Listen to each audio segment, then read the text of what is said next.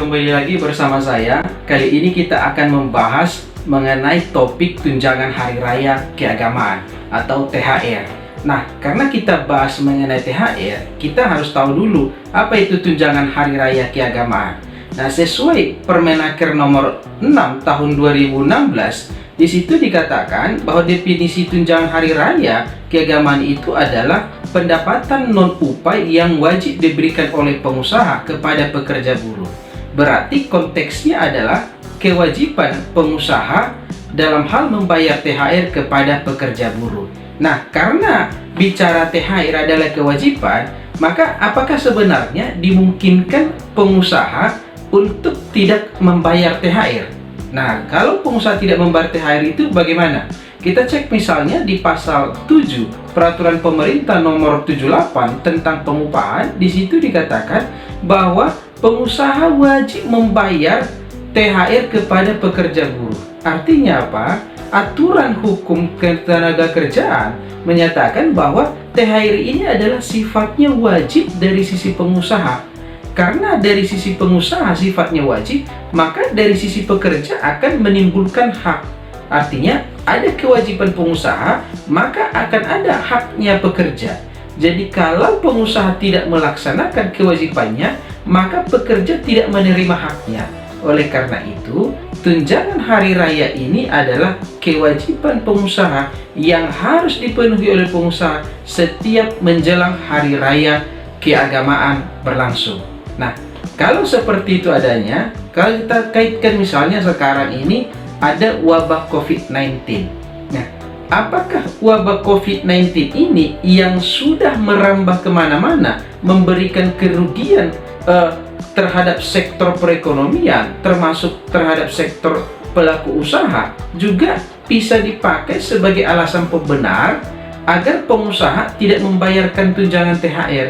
Nah, kalau di sisi pasal 7 tadi tentang PP 78, itu kan kewajiban. Sementara keadaan sekarang ini kan keadaan wabah yang membuat pengusaha atau pelaku usaha kesulitan dari sisi finansial untuk melaksanakan kewajibannya.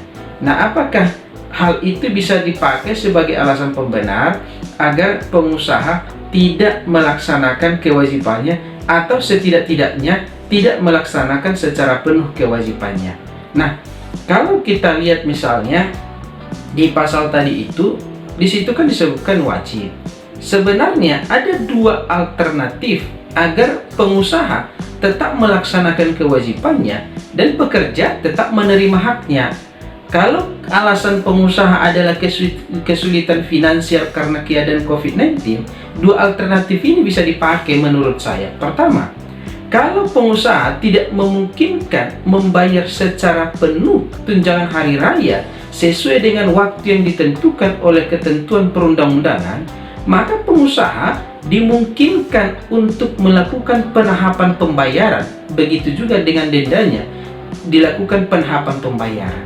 Nah, proses penahapan pembayaran ini tentu tidak bertentangan secara prinsip hukum terkait mengenai pasal 7 tadi kewajiban, karena pengusaha tetap melakukan pembayaran secara penuh, hanya prosesnya aja ada dilakukan penahapan pembayaran. Begitu juga dengan pekerja.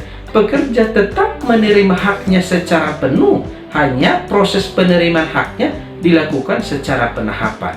Nah, itu alternatif pertama yang bisa dipertimbangkan agar pengusaha, pelaku usaha dengan pekerja sama-sama tidak dirugikan karena keadaan COVID-19 ini.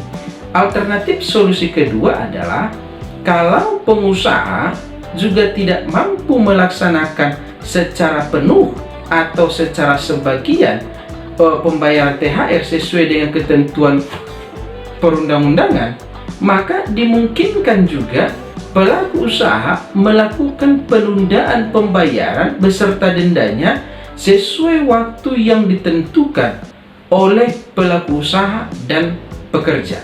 Artinya, pekerja dan pelaku usaha memungkinkan untuk melakukan perundingan agar proses pembayaran tunjangan hari raya ini dilakukan di waktu tertentu, penundaan pembayaran untuk waktu tertentu yang disepakati. Alternatif pertama tadi itu kan dilakukan penahapan pembayaran. begitu juga dengan dendanya. Alternatif kedua, dilakukan penundaan pembayaran sampai waktu tertentu yang disepakati para pihak. Dua alternatif ini secara prinsip tidak mengabaikan prinsip kewajiban pengusaha yang diwajibkan tadi sesuai PP 78 tentang pengupahan. Artinya, keadaan COVID-19 yang membuat kerugian bagi pengusaha tidak boleh menjadi alasan bagi pelaku usaha untuk tidak membayar tunjangan hari raya atau untuk hanya membayar sebagian tunjangan hari raya. Itu tidak boleh sebagai alasan pembenar. Oleh karena itu, agar pelaku usaha juga tidak salah, pekerja juga tidak salah secara hukum, maka dua alternatif tadi itu bisa dipakai sebagai penengah di tengah keadaan saat ini yang membuat pelaku usaha dan pekerja juga mengalami kesulitan karena wabah COVID-19 ini semakin hari semakin merebak. Saya kira dialog antara pekerja dengan pengusaha harus dibuka agar kedua belah pihak mengerti keadaan saat ini, mengerti agar mengambil keputusan untuk saling menguntungkan para pihak. Tentu dialog keputusan yang diambil tidak bisa bertentangan dengan ketentuan peraturan perundang-undangan. Oleh karena itu, bagaimana caranya agar pengusaha dapat tetap melaksanakan kewajibannya dan pekerja tetap menerima haknya sesuai dengan ketentuan peraturan perundang-undangan, maka dua alternatif tadi saya kira perlu dipertimbangkan antara pekerja dan pelaku usaha agar tetap bisa melaksanakan hak dan kewajibannya masing-masing. Tidak ada yang saling dirugikan. Jadi, kalau pekerja memberikan setengah tunjangan hari raya, itu secara hukum itu salah.